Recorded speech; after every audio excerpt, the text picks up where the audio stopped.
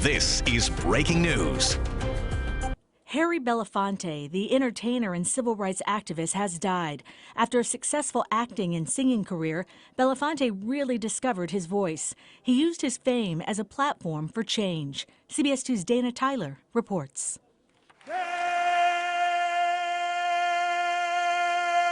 Harry Belafonte's iconic Banana Boat song set him on a journey to stardom.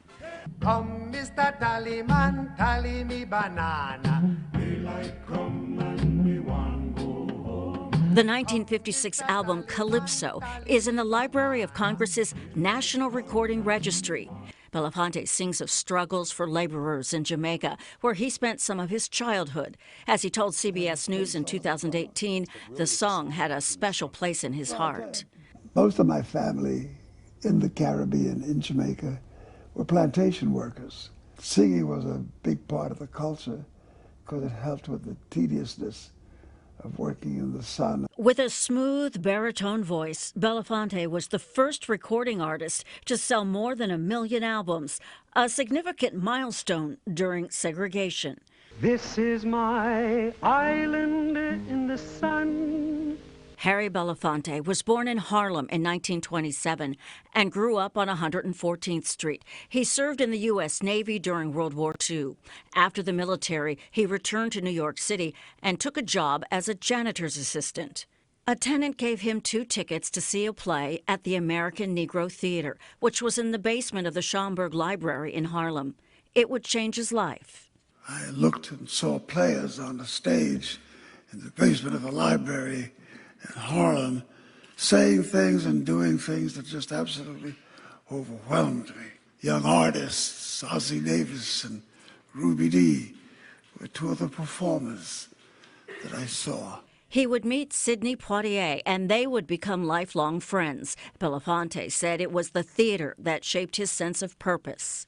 I was an activist long before I became an artist, but it was in looking at the world of art and what I discovered in this theater that I found a place where my activism could be nourished. The actor made his Broadway debut in 1953's John Murray Anderson's Almanac and won a Tony Award for Best Featured Actor in a Musical. That same year, Belafonte got his first movie role in Bright Road, opposite Dorothy Dandridge. The next year, the 2 appeared on screen again in Carmen Jones. It's a long night, pretty boy. I'm not going anywhere. In 1960, the entertainer won a Grammy Award for Best Folk Performance, and that same year, he would win an Emmy Award for Outstanding Performance in a Variety Series. And Belafonte was just getting started. But art and activism would be his life and legacy. He was close friends with Dr. Martin Luther King Jr. and spoke at the 1963 March on Washington. To be in Washington was for me today a beginning, really.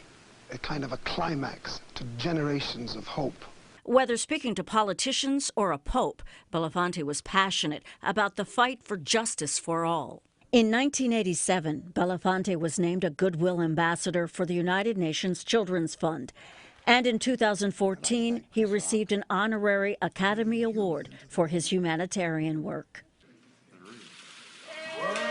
And the 115th Street branch of the New York Public Library was renamed in his honor in 2017. I've done a lot in my life, but this particular ceremony has deeper resonance and deeper meaning than I think many of you would realize.